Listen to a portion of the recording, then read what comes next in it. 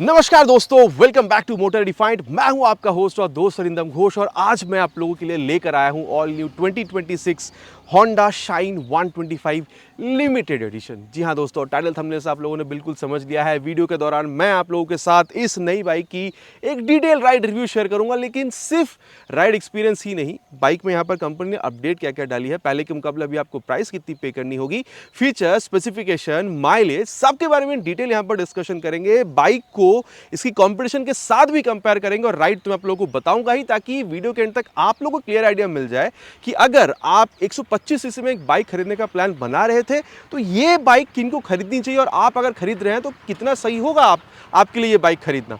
और दोस्तों, आगे बढ़ने से पहले very special thanks to Star Honda Krishnanagar for providing me this bike, ताकि मैं आप लोगों तक यहाँ पर ये रिव्यू पहुंचा सकूं। वेस्ट बंगाल के कृष्णनगर या आसपास के में अगर आप रहते हैं, कोई भी आप यहाँ पर होंडा की प्रोडक्ट खरीदना चाहते हैं इंक्लूडिंग पिकविंग प्रोडक्ट्स, शोरूम का आप कांटेक्ट बिल्कुल कर सकते हैं। डिटेल्स ऑलरेडी आप लोगों ने अपने स्क्रीन पर देख ली है। तो चलिए दोस्तों, स्टार्ट करते हैं। दोस्तों, रिव्यू की शुरुआत वॉक अराउंड के साथ करेंगे। सबसे पहले हर वीडियो की तरह जो की है ये आप लोग देख लीजिए। होंडा की ब्रांडिंग के साथ नॉर्मल की जैसे पहले भी आप लोगों ने देखा है, वही आप लोगों को अभी भी मिल रहा है। तो ये 2026 वाली होंडा की शाइन 125 लिमिटेड एडिशन है। फिर चेंज आपको यहाँ पर क्या मिल रहा है, चेंज आप लोग को यहाँ पर कलर में मिल रहा है। वैसे भी आप लोगों को 6 कलर ऑलरेडी मिल ही रहा था, यहाँ पर कंपनी ने लिमिटेड एडिशन में ये कलर भी ला दिया। अब इसको डार्क नेवी ब्लू कलर भी कह सकते हैं। अब क्योंकि कलर आप लोग को यहाँ पर नया मिल रहा है, तो एक बार 360 व्यू में आप लोगों को बता देता हूँ। फ्रंट से अगर शुरू करी जाए तो आप देख सकते हैं वाइजर ब्लैक कलर का आपको मिलेगा। ब्लू कलर के बैकग्राउंड में जो स्टिकरिंग है ये आप लोगों को मिल जा रहा है। आप देख सकते हैं यहाँ पर क्रोम एलिमेंट का इस्तेमाल हुआ है। अगर आप देख रहे हैं तो यहाँ पर जो मडगार्ड है इसको भी यहाँ पर ब्लू में रखा गया, चाहे आप फ्रंट देख रहे हो या फिर आप रियर में यहाँ पर अगर एलॉय देख रहे हैं तो यहाँ पर आपको कॉपर कलर में मिल रहा है।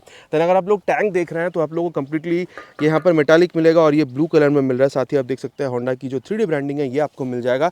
शाइन आप देख सकते हैं यहाँ पर इसको स्टिकरिंग में रखा गया, ठीक है। Again chrome element, blue colour आ गया। देन शाइन 125 आप देख सकते हैं यहाँ पर भी इसको यहाँ पर स्टिकरिंग में ही रखा गया। लेफ्ट और राइट साइड दोनों में आप लोगों को कलर वेरिएशन आप लोगों को ऑलमोस्ट सेम मिलेगा। बाकी देख सकते हैं यहाँ पर ये जो आप लोगों को मफलर कवर मिल रहा है ये मेटालिक है। अगेन इसको यहाँ पर क्रोम में ही रखा गया ताकि यहाँ पर जो लुक है उसको एनहांस करी जा सके। और अगर मैं आप लोगों को पर्सनली बताऊँ, पहले जितनी भी कलर्स आ रही थी उससे मुझे यहाँ पर ये जो लिमिटेड एडिशन की कलर है मुझे और ज़्यादा यहाँ पर खूबसूरत लग रही है। काफ़ी प्रीमियम सा टच आप लोगों को यहाँ पर मिल रहा है। ये जो गोल्डन कलर और ये क्रोम कलर आ रहा है इस वजह से, ठीक है। बाकी आप लोगों का क्या राय है नीचे प्लीज़ कमेंट पर लिखकर बिल्कुल बताइएगा। बाकी और भी जो 6 कलर आती है वो भी आप लोगों ने स्क्रीन पर अभी देख ली है। आप लोगों को पहले वाला कलर सही लग रहा था, अभी यहाँ पर जो नई स्टिकरिंग के साथ आ रही है ये वाली कलर आप लोगों को ज़्यादा बेहतर लग रहा है। नीचे प्लीज़ कमेंट में लिखकर बताना नहीं भूलिएगा। बाकी प्राइस अगर आप लोग देख रहे हैं पहले के मुकाबले 1000-1100 रुपये यहाँ पर इंक्रीज़ हुआ है। कितनी आप लोगों को प्राइस पहले पे करना हो रहा था, अभी आप कितनी प्राइस पे कर रहे हैं। बाकी अभी के लिए शोरूम में अगर आप देखेंगे तो मेरे एरिया में यहाँ पर अभी डिस्क एडिशन ही यहाँ पर आई हुई है। बाकी इसकी जो नॉर्मल एडिशन मिलता है वहाँ पर भी डिस्क में कितना प्राइस है, ड्रम में कितना प्राइस है, सब कुछ मैं आप लोगों को बताऊँगा। लेकिन उससे पहले देख लेते हैं कि ओवरऑल चीज़ें हमें यहाँ पर कंपनी ऑफर क्या क्या करती है। सबसे पहले जैसे ही मैं यहाँ पर इसकी जो की है उसको ऑन कर रहा हूँ, आप देख सकते हैं हैलोजन लाइट का जो सेटअप है ये हमें यहाँ पर मिल जाएगा। साथ ही आप देख सकते हैं फ्लेक्सिबल जो बल्ब टर्न इंडिकेटर है ये हमें यहाँ पर मिल रहा है। और यहाँ पर इसको ऑपरेट करने के लिए आप कह सकते हैं हेडलैम्प को हाई लो बीम पासवर्ड आप देख सकते हैं, हमें यहाँ पर इग्निशन ऑन करने की ज़रूरत नहीं पड़ रही है, ठीक है। ये देखिए, ये हाई बीम हो गया, ये लो बीम और पासवर्ड कुछ इस तरीके से यहाँ पर बिल्कुल ऑपरेट करा जा सकता है। अब इसको हम लोग यहाँ पर कर देते हैं बंद। साथ ही अगर आप लोग देख रहे हैं तो 31 mm तक का जो टेलीस्कोपिक फोक है ये हमें यहाँ पर बिल्कुल मिल जाएगा। 80/100 सेक्शन तक का tyre with 18 inches of alloy wheel ये भी हमें यहाँ पर मिल जाएगा। बाकी कॉम्बी ब्रेकिंग सिस्टम है।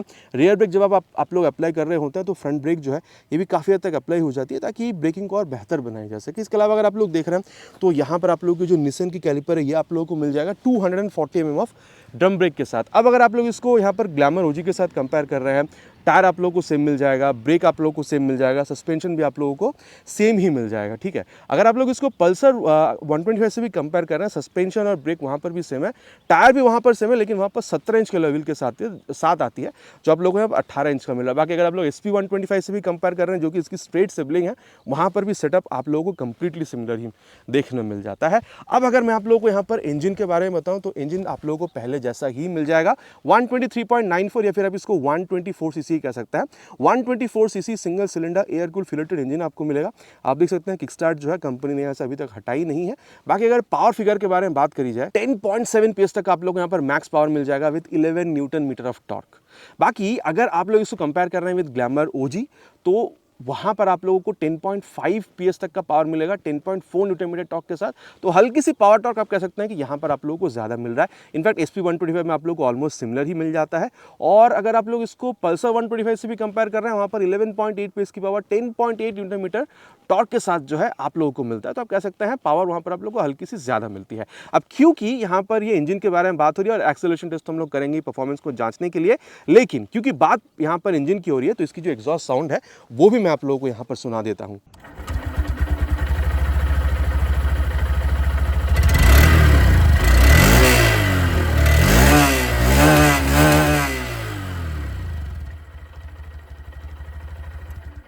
बाकी ये आप लोगों ने देखा है कि यहाँ पर ये साइलेंट स्टार्ट होती है और यहाँ पर आप लोगों को जो ACG स्टार्टर मोटर है ये आप लोगों को मिल जाता है। साथ ही यहाँ पर ये ESP भी आप लोगों को मिल जाता है, एनहांस स्मार्ट पावर। इसके साथ कंपनी कोशिश करती है कि अंदर की जो फ्रिक्शन है उसको कम करके इसकी जो स्मूथनेस है उसको बढ़ाया जा सके या फिर जो माइलेज है उसको और ज़्यादा इंक्रीज़ करी जा सके। ये सेम चीज़ आप लोगों ने ये जो एक्सट्रीम है वहाँ पर भी आप लोगों ने देखा है, कंपनी उसको स्प्रिंट TBT कहती है, smooth power response and instant torque with engine balancer technology. यहाँ पर कंपनी पहले से ESP लाई हुई है ताकि यहाँ पर ये फ्रिक्शन वगैरह को कम करी जा सके। बाकी एग्जॉस्ट साउंड आपको कैसी लगी नीचे प्लीज़ कमेंट में लिखकर बताइएगा। एक बार दोबारा जो की है उसको मैं यहाँ पर ऑन करना चाहूँगा ताकि रियर पोर्शन में आप लोगों को बता सकूँ। कुछ इस तरीके से आप लोगों को यहाँ पर हैलोजन सेटअप में मिलेगा। बल्ब टर्न इंडिकेटर जैसे फ्रंट में आप लोगों को मिल रहा था, फ्लेक्सिबल टाइप का ये आप लोगों को मिल जाएगा। नंबर प्लेट लगाने की जगह रिफ्लेक्टर और मडगार्ड आप लोगों को यहाँ पर बिल्कुल मिल रहा है। और अगर आप लोग यहाँ पर टायर देख रहे हैं तो मैं आप लोगों को बता दूँ, यहाँ पर ये जो मैक्सिस के टायर है ये आप लोगों को मिल जाएगा। और यहाँ पर आप लोग देख लीजिए 90/90 सेक्शन तक का tyre with 18 inches of alloy wheel आपको मिला। फ्रंट जैसे रियर में भी 18 इंचेस की है और आपको ये कॉपर कलर में यहाँ पर मिल रहा है। और 130 mm तक का आप लोगों को यहाँ पर ड्रम ब्रेक मिल जाएगा। कॉम्बी ब्रेकिंग सिस्टम ऑलरेडी मैंने कहा है। और साथ ही अगर आप देख रहे हैं तो यहाँ पर जो adjustable dual hydraulic shock absorber है ये आप लोगों को यहाँ पर बिल्कुल मिल रहा है। अब अगर आप लोग यहाँ पर SP से कंपेयर करते हैं, वहाँ पर आप लोग को 100 mm तक का टायर मिलता है। अगर आप लोग पल्सर देख रहे हैं वहाँ पर भी 100 है, लेकिन वहाँ पर आप लोग को 17 इंच के अलॉय व्हील के साथ मिलता है। और अगर आप लोग ग्लैमर में देख रहे हैं वहाँ पर भी आप लोगों को 100 mm तक का मिल जाता है। तो क्या यहाँ पर ये 90 की जगह 100 mm का टायर होना चाहिए था?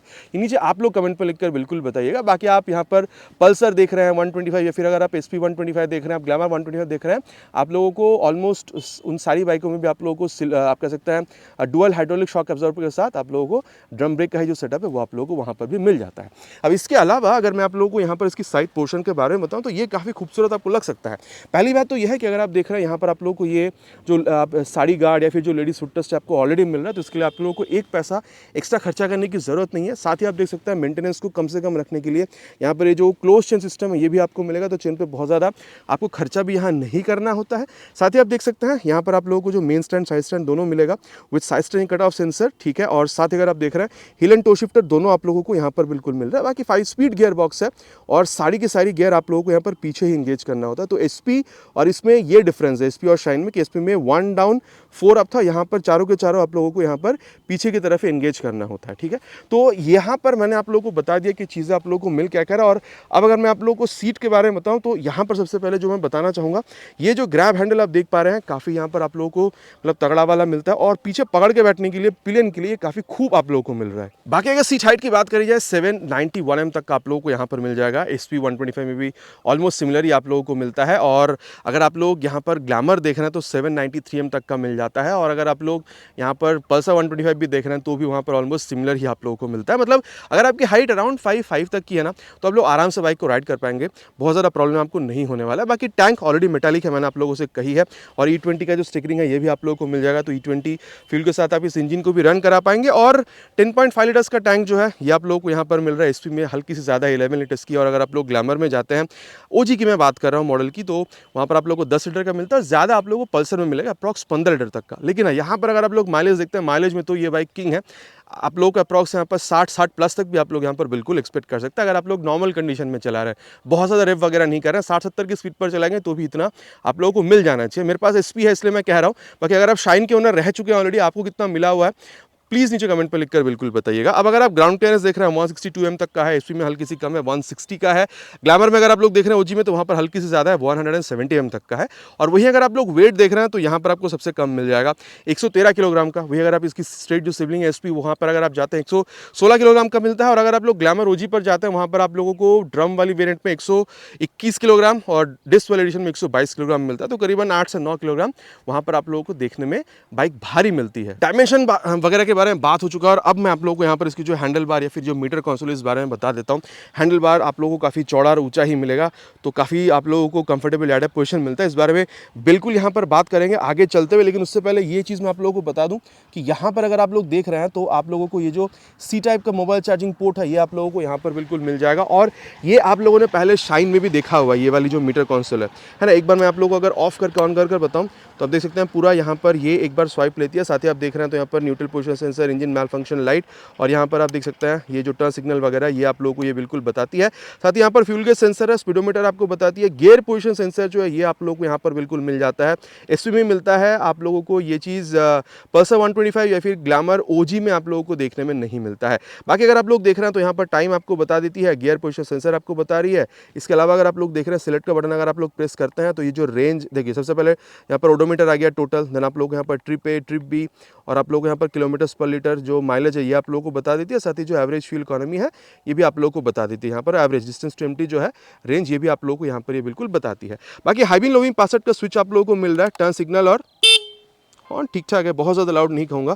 और यहाँ पर आप लोगों को ऑटो स्टार्ट सिस्टम का जो स्विच है ये आप लोगों को मिलना, मतलब किल स्विच कंपनी ने यहाँ पर नहीं दिया हुआ है, ये एसपी में भी कंपनी ने हटा के यही चीज़ किया था। बाकी मेरे हिसाब से यहाँ पर किल स्विच होना चाहिए था। आपका क्या राय इस बारे में नीचे प्लीज़ कमेंट करिएगा। बाकी माइलेज को बेटर बनाने के लिए जो ऑटो स्टार्ट सिस्टम है किस तरीके से काम करती है इसके बारे में हम लोग आगे चलते हुए बात डेफिनेटली करने वाले हैं। और वहीं अगर आप लोग इसकी मिरर देख रहे हैं तो मिरर आप लोगों को काफ़ी अच्छा खासा यहाँ पर बिल्कुल दिख रहा है आउटर, लेकिन कितनी अच्छी है एक्चुअली रियर व्यू मिरर कितनी अच्छी काम कर रही है, रियर व्यू आपको कितना अच्छा मिला चलाते वक्त, इसके बारे में हम लोग चलाते हुए बात करेंगे। बाकी प्राइस के बारे में जहां तक बात है, अगर आप लोग यहां पर इसकी नॉर्मल एडिशन पर जाते हैं वहां पर अप्रॉक्सीमेटली 1,04,500 तक आप पे करते हैं।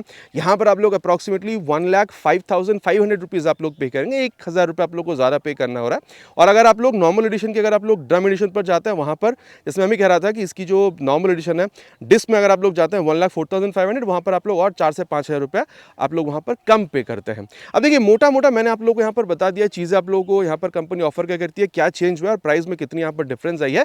चलिए अब राइड पर चलते हैं और फिर समझते हैं कि राइड डायनेमिक्स बाइक के साथ कैसा मिल सकता है। और दोस्तों अब यहाँ पर राइड रिव्यू की शुरुआत करते हैं और this new 2026 Honda Shine 125 limited addition की सीट हाइट ऑलरेडी मैंने बताया आप लोगों को 790 mm के आसपास आपको मिलता है। तो अगर आपकी हाइट अराउंड 5.5 तक की है, 5.4 तक की भी है तो भी चलाने में प्रॉब्लम नहीं होना चाहिए। बाकी फ्रंट फिटेड फुटपैक जो है ये आप लोगों को यहाँ पर बिल्कुल मिलेगा। और सीट में ये कह सकता हूँ कि देखिए इस कंफर्टेबल, बहुत सॉफ्ट तो नहीं है लेकिन हार्ड भी बिल्कुल नहीं है। स्पेस चाहे आप बैठ रहे हैं फिर पिलियन, प्रॉब्लम आपको नहीं होनी चाहिए, ठीक है। और चलिए अब यहाँ पर स्टार्ट करते हैं और पीछे की तरफ गियर लगेगी सारी, ये स्टार्ट कर चुके हैं, वैसे पीछे कोई है नहीं। चलिए मेन रोड पे आ गए, second gear, third gear, fourth gear, देखिए खींचने में तो कोई कमी नहीं है। इनफैक्ट मैं ये भी कह सकता हूँ कि अगर आप बैठे हो पिलियन के साथ भी अगर आप बैठे हो तो भी आप लोगों को यहाँ पर खींचने में कोई प्रॉब्लम नहीं आएगा। मतलब इनिशियल पावर टॉर्क जो है ये आप लोगों को यहाँ पर गजब मिलता है, इसमें कोई दुराहा बिल्कुल भी आपको नहीं होना चाहिए। बाकी अगर आप लोग क्लच देख रहे हैं is on the mid side, अब सुपर क्लच वगैरह तो यहाँ पर नहीं है, तो is on the mid side, बहुत ज़्यादा सॉफ्ट नहीं कहूँगा और हार्ड भी बिल्कुल नहीं है। और अगर मैं आप लोगों को गियर शिफ्टिंग बताऊँ तो सारी की सारी पीछे हो रही है, ऑलरेडी मैंने बताया है। और आप लोगों को यहाँ पर हल्का सा एफर्ट देना हो रहा है अगर आप लोग अप या फिर डाउन शिफ्टिंग अगर आप लोग करना चाहते हैं तो। बाकी बात हो रही है यहाँ पर ये क्लच गियर इन सारी चीज़ों के बारे में, तो चलिए इसकी जो एक्सेलरेशन टेस्ट है कंप्लीट करते हैं, फिर यहाँ पर इसकी परफॉर्मेंस के बारे में आगे बात करते हैं। Will start the acceleration test with 3 horns already on first gear.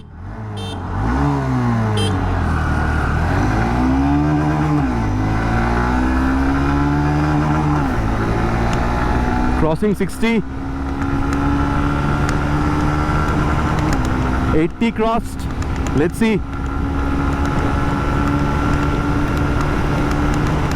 On 5th gear now. And 100. बाकी दोस्तों एक बात जो मैं यहाँ पर कहना चाहूँगा वो ये है कि यहाँ पर देखिए वाइब्रेशन अगर आप लोग देख रहे हैं तो 80 के बाद आपको मिलेगा, ठीक है। 80 के बाद आप लोगों को यहाँ पर वाइब्रेशन जो है वो देखने में मिला, मतलब 80-85 तक, लेकिन वो भी इतना नहीं कि मतलब आप लोगों को प्रॉब्लम यहाँ पर फील करा रही है, ऐसा भी नहीं, ठीक है। वो बस आपको है जो आपकी फुटपैक्स है वहाँ पर आपको फील होगा, लेकिन बहुत ज़्यादा नहीं, इतना मैं बिल्कुल कह सकता हूँ। और हाँ अगर आप लोग देख रहे हैं स्टेबिलिटी में वैसे प्रॉब्लम नहीं है, 125 सीसी के हिसाब से सही आप लोगों को मिल जा रहा है, ठीक है। और अगर मैं कहूँ यहाँ पर अगर आप लोग इसकी माइलेज देख रहे हैं, ऑलरेडी मैंने कहा 60 के आसपास आपको मिल जानी चाहिए और इंजन हीटिंग की इशू आप लोगों को फील नहीं होगी। लेकिन माइलेज को और बेहतर करने के लिए ड्यूरिंग ट्रैफिक एक चीज़ आपको और मिलेगा। मान के चलिए सामने यहाँ पर आपको ट्रैफिक मिल चुका है, रेड लाइट में आप खड़े हैं, आप इंजन को यहाँ पर बंद करना भूल चुके हैं, लेकिन आप लोगों ने यहाँ पर ये जो ऑटोमेटिक स्टार्टर सिस्टम, इसको अगर आप लोगों ने ऑन कर रखी है तो ये देखिए इंजन अपने आप बंद हो चुकी है और यहाँ पर ऑटोमेटिक स्टार्टर सिस्टम जो यहाँ पर ये ब्लिंक कर रही है, ठीक है। अगेन अगर आपको इसको ऑन करना है तो बस आपको ये जो क्लच है इसको यहाँ पर पकड़ के हल्का सा यहाँ पर जैसे आप थ्रॉटल मोड़ रहे हैं ये यहाँ पर स्टार्ट हो जाती है। और अगेन अगर आप यहाँ पर गियर डाल रहे हैं तो ये यहाँ पर दोबारा चलने के लिए रेडी है। तो ये बहुत सही चीज़ है। मतलब ट्रैफिक पर अगर आपको याद भी नहीं है कि आपने इंजन मतलब बंद नहीं करी है तो भी अपने आप इंजन बंद हो जाती है, ताकि माइलेज को बेहतर बनाई जा सके। बाकी दोस्तों आप जिस बारे में बात करेंगे वो है इस बाइक की ब्रेकिंग। मोटा मोटा पीछे कोई है नहीं, करीबन 60 के आसपास ले जाएंगे और 61 पे ले जाके फ्रंट ब्रेक। देखिए मतलब यहाँ पर आप लोग को 113 mm तक का ओवरऑल वेट आपको मिलता है। तो मैं कहूँगा 240 mm की यहाँ पर जो फ्रंट में आपको डिस्क मिल रहा है काफ़ी अच्छी तरीके से ये जो 113 किलोग्राम की वेट है इसको मैनेज कर रही है। मैं बिल्कुल कहूँगा फ्रंट ब्रेक आप लोगों को यहाँ पर अच्छा खासा रिस्पॉन्स दे रही है। जिस तरीके से वेट है और ये 60, 70, 80 तक भी अगर आप लोग ब्रेक करेंगे तो काफ़ी अच्छा खासा ब्रेकिंग आप लोगों को मिल जाएगा। उससे ऊपर भी ठीक है, लेकिन ये एक ऐसी रेंज है जहाँ पर हम लोग हमेशा ब्रेकिंग करते हैं, तो इस रेंज में भी अच्छा खासा ब्रेकिंग रिस्पॉन्स जो है आप लोगों को बिल्कुल मिलेगा। और अब इसकी जो रियर ब्रेक है इसको भी एक बार प्रेस करेंगे, पीछे वैसे कोई है नहीं, अराउंड 50 तक ले जाएंगे और 52 पे ले जाके रियर ब्रेक। वैसे तो देखिए कॉम्बी ब्रेकिंग सिस्टम है, रियर ब्रेक के साथ साथ फ्रंट ब्रेक भी यहाँ पर अप्लाई हो रहा है, लेकिन उस वजह से बहुत ज़्यादा कोई डिफरेंस क्रिएट हो रहा है ऐसा नहीं है। मैं कहूँगा इन जनरल आप लोगों को यहाँ पर वो जैसे मैं कहता हूँ प्रोग्रेसिव है वही आप लोगों को मिलेगा। तो जब आप रियर ब्रेक पे पैर रख रहे हैं हल्का सा यहाँ पर स्पीड आपको स्लो डाउन होता हुआ दिख रहा है। लेकिन हाँ, हम लोग जैसे हर वक्त टेस्ट करते हैं हर वीडियो में, रियर के संग संग बाद एक बार फ्रंट ब्रेक पे अप्लाई करके देखेंगे मैनुअली, वही करीबन 50 के ऊपर ले जाकर और ये 55 पे ले जाकर फ्रंट विथ रियर। देखिए 113 किलोग्राम की वेट है और यहाँ पर ब्रेकिंग भी काफ़ी अच्छा खासा ही आप लोगों को मिल जा रहा है, इतना मैं बिल्कुल कह सकता हूँ। मतलब ओवरऑल अगर आप लोग ब्रेकिंग भी देख रहे हैं तो काफ़ी शानदार ब्रेक आप लोगों को यहाँ पर मिल रहा है। मेरे हिसाब से ब्रेकिंग में आप लोगों को यहाँ पर कोई शिकायत नहीं होनी चाहिए, ठीक है। और ये पहली जैसी ही मिल रही है, इसमें कोई डिफरेंस आप लोगों को मिल नहीं रहा है, ठीक है। और अब अगर मैं आप लोगों को यहाँ पर सस्पेंशन के बारे में बताऊँ तो मैं कहूँगा फ्रंट हो या रियर आपको ना, देखिए मैं ये नहीं कहूँगा कि ये सॉफ्ट है, लेकिन ये मिड साइड पर है, ना सॉफ्ट ना हार्ड। तो हाई स्पीड, टॉप स्पीड, छोटा मोटा कॉर्नरिंग, स्ट्रेट लाइन स्टेबिलिटी अच्छा खासा आप लोगों को यहाँ पर ये एक स्टेबिलिटी दे रही है, अच्छा खासा रिस्पॉन्स है। लेकिन जब आप गड्ढों पर जाएंगे, छोटा मोटा गड्ढा ठीक है, लेकिन जब आप ज्यादा गड्ढों पर जा रहे हैं, देखिए अब एसपी से अगर आप तुलना में देख रहे हैं, एसपी में आप लोगों को झटका थोड़ा ज्यादा मिलेगा, यहाँ पर आपको झटका थोड़ा कम मिलेगा। लेकिन झटका ये भी आपको देखिए एकदम ही छोटा खटा गड्ढा है तो ठीक है, अब ये डेली कम्यूटिंग के लिए आप यूज करेंगे तो ठीक है, अगर थोड़ा बहुत गड्ढा पर भी जा रहा है। लेकिन अगर ज्यादा गड्ढे पर चले गए तो वहां पर आपको झटका यहाँ पर ये फील कराती है। तो ये मिड साइड पर मैं कहूंगा, चाहे आप फ्रंट सस्पेंशन देख रहे हो या फिर इसके आप रियर सस्पेंशन, चलो फ्रंट सस्पेंशन रियर के मुकाबले फिर भी थोड़ा सॉफ्ट है, लेकिन rear suspension is on the mid side, ना सॉफ्ट ना हार्ड। तो ये था अबाउट सस्पेंशन, ठीक है। बाकी अगर आप लोग ओवरऑल इसकी हैंडलिंग वगैरह देख रहे हैं, इस तरीके से जब आप खेलने की कोशिश कर रहे हैं, 113 किलोग्राम की वेट है और एक्चुअली ये चलते वक्त आप लोगों को थोड़ी सी हल्की फील भी देती है, लेकिन स्टेबिलिटी में कोई प्रॉब्लम नहीं है, ऑलरेडी मैंने आप लोगों से यहाँ पर कही है। साथ ही अगर आप देख रहे हैं तो रियर व्यू मिरर काफ़ी अच्छा खासा जो रियर व्यू है ये आप लोगों को बिल्कुल प्रोवाइड करती है। और यहाँ पर ये जितनी भी डिटेल्स है, मतलब अगर आप लोगों को स्पीडोमीटर, ठीक है, ओडोमीटर, ये सारी चीज़ें दिख रही है, गियर पोजिशन सेंसर, ये सबसे आप लोगों को ज़्यादा हेल्प करती है। अगर आप नौसिखिए हैं तो यहाँ पर गियर पोजिशन सेंसर जो आपको सबसे यहाँ पर गाड़ी को चलाने में हेल्प करती है। बाकी माइलेज भी अच्छी खासी है और मैं तो कहूँगा देखिए ओल्ड स्कूल लुक है, थोड़ी सी क्लासिक लुक भी आपको मिलती है। सिटी राइड के लिए तो सही है ही, लेकिन कभी अगर आप पिलियन के साथ भी अगर आप छोटे मोटे लोकेशनल लॉन्ग राइड्स के लिए अगर आप निकल जाते हैं, मतलब मैं ओकेशनल कह रहा हूँ, मैं एवरीडे राइड के लिए नहीं, छोटे मोटे ओकेशनल राइड्स के लिए मैं कह रहा हूँ, लॉन्ग राइड्स पर अगर आप लोग निकल जाते हैं तो वे निकल सकते हैं, बहुत ज़्यादा प्रॉब्लम नहीं होगा। लेकिन बिल्कुल ही अगर आप लॉन्ग राइड्स के लिए प्रेफर कर रहे हैं, वैसा मैं आप लोगों को रेफर तो नहीं करूँगा, लेकिन छोटे मोटे लॉन्ग राइड्स में कर सकता हूँ दोबारा कि आप यहाँ पर इसको लेकर निकल सकते हैं इवन विद पिलियन। तो मोटा मोटा देखिए यहाँ पर जितनी भी यहाँ पर चीज़ें थी, डायनामिक्स मैंने आप लोगों को यहाँ पर बता दिया। अब चलिए चलते हैं इसकी कंक्लूजन पर जाकर बात करते हैं कि फिर क्राइटेरिया वाइज ये बाइक खरीदना आप लोगों के लिए कितना सही हो सकता है। और दोस्तों अब है सत्य वचन की घड़ी, कंक्लूजन का समय है कि फिर ये बाइक खरीदना आप लोगों के लिए कितना सही हो सकता है। अब देखिए मैंने आप लोगों को कंपैरिजन में ग्लैमर बताया था, मैंने आप लोगों को सुपर स्प्लेंडर नहीं बताया। आप सुपर स्प्लेंडर भी आप ले सकते हैं, ऑलमोस्ट ग्लैमर वाली सेटअप वहाँ पर आपको मिल रहा है, प्राइस भी ऑलमोस्ट आप लोगों को सिमिलर ही पे करना होता है। तो देखिए मैं कहूँगा ये बाइक अगर आप लोग देख रहे हैं ना, सबसे पहली बात तो ये आती है कि होंडा की रिलायबल इंजन में बहुत ज़्यादा आपको प्रॉब्लम मिलता नहीं है। आपको एक टेंशन फ्री बाइक चाहिए, ठीक है। आप लोगों को एक नो नॉनसेंस बाइक चाहिए जहां पर ओल्ड स्कूल लुक चलेगा। आप कॉलेज गोइंग हैं, ऑफिस गोइंग भी हैं, आप मिडिल एज के भी अगर हैं तो भी आप लोगों के लिए बाइक चल सकती है। काफ़ी बढ़िया बाइक मानकर चलिए 125 सीसी में।